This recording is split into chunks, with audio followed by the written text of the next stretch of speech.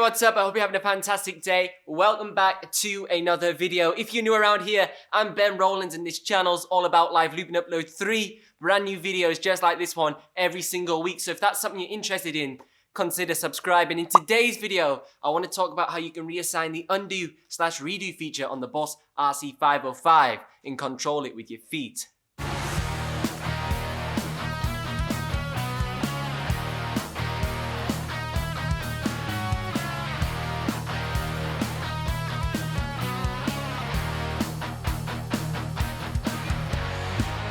Now, I received a comment from a gentleman called Richard who thoroughly enjoyed my video on how to set up external MIDI foot controllers with the Boss RC-505, and he really wanted to know how could he assign the undo/redo feature on his RC-505 to his foot controller. Now, there are various ways we can go about undoing/redoing on the Boss RC-505. There's the traditional way that we've all used where we click the undo/redo button, then the track we want to apply that action to, then we click the undo/redo button again and carry on with our looping. Now, personally, I really do not like this way because I find it very time consuming. It's a 3-click process and that's not exactly ideal.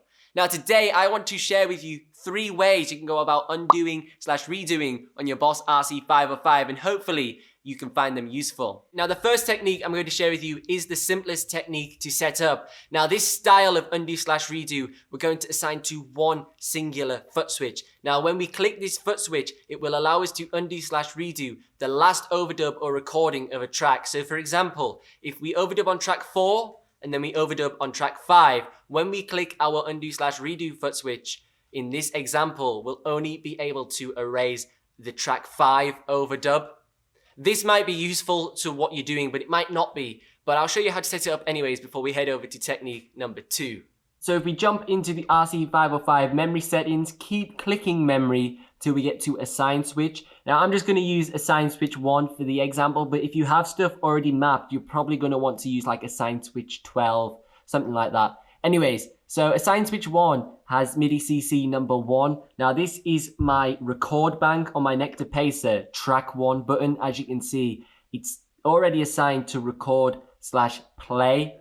Now we want to change this to overdub for the purpose of this example. So if we just keep scrolling and scrolling, and here you can see there's various undo options that we're going to touch on a little bit later in this video. But the one we want for this example is that one right there, undo/redo. Now we'll exit out and I'll demonstrate how this works. Now we've got that set up in the menus. I've got my GoPro here and I'm going to give you a first-person view of this setting in action. So here we have our Boss RC-505. If we overdub on that track, now when we jump over to the Nectar Pacer, when we click this button, it will do the undo. Now I'll move back over to the Nectar Pacer and I'll click the same button and it shall say redo.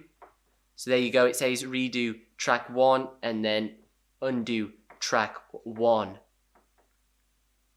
Now, as I mentioned a second ago, if we now do an overdub on track 2, this will only undo and redo track 2 and no longer track 1. So let's do that. So we're overdubbing on track 2 and now let's head back over to our Nectar Pacer.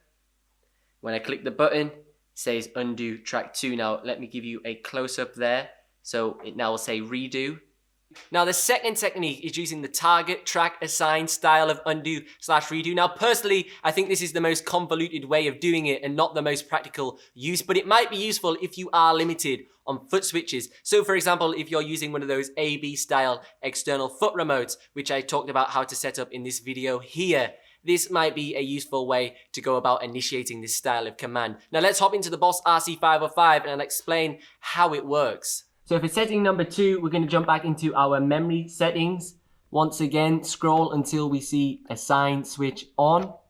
Now, as we mentioned previously, we were doing undo/redo. Now we're going to scroll back and we're going to do a target undo/redo. So this is our target one here. Now let's exit out of that menu. Now to assign a target, you hold this exit button in here. Now when you hold this button in, the edit button on track 1 will begin to flash. Now to assign which track you want to be the target, all you have to do is you have to just click the edit button on whatever track. So for example, that's edit button on number 4 or number 3. Now, I'll just show you this in operation. It should work exactly how the last one did. So now when we click overdub on track 3 and then we play it back, when we click our button that we've just assigned on our Nectar Pacer, it should say undo track 3 and then redo track 3 when we click it again, because we have targeted track 3 as our specific track.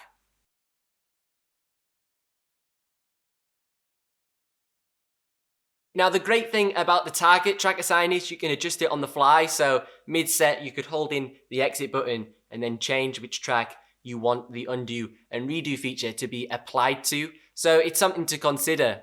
Now, the third and final technique, and probably the most versatile technique, is assigning foot switches and MIDI CC notes for tracks 1 through to 5. So the way I have my Nectar Pacer set up, as I mentioned in my previous video where I explained how to set up the record, play and stop modes with the RC-505. Basically, I'm running banks. Now, what I mean by banks is I have 2 presets that I switch between. So I have foot switch A, which lights up red and says track, which is my record mode, which allows me to record on the Boss RC-505. And then I have foot switch B, which switches over to a different preset, which is my play stop mode. Now, what I'd suggest doing is reassigning foot switch C or D on the Nectar Pacer to be your undo/redo preset. And then in that preset, assign the foot switches that you would normally have as your play stops through to 1 to 5 to then be the according undo for that specific track. And then in the RC-505, we will set up assign pedals in that device to receive the notes on the Nectar Pacer. So then when you click, for example, foot switch 1 on the Nectar Pacer, it will undo/redo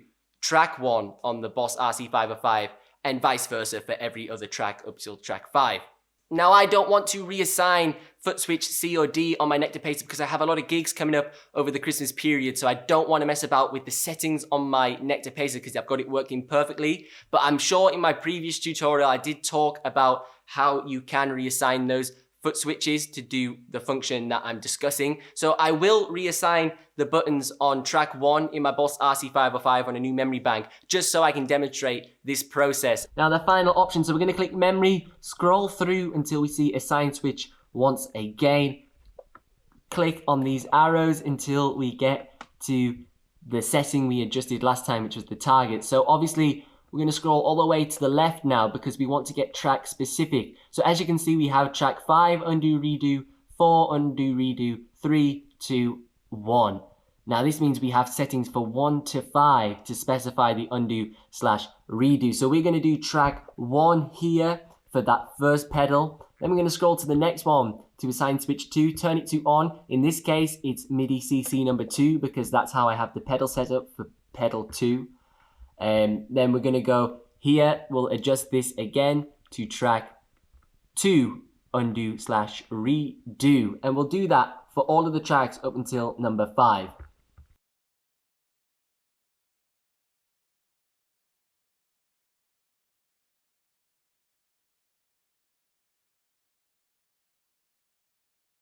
So now we've done our final one, we'll exit out and we'll head over to the RC-505.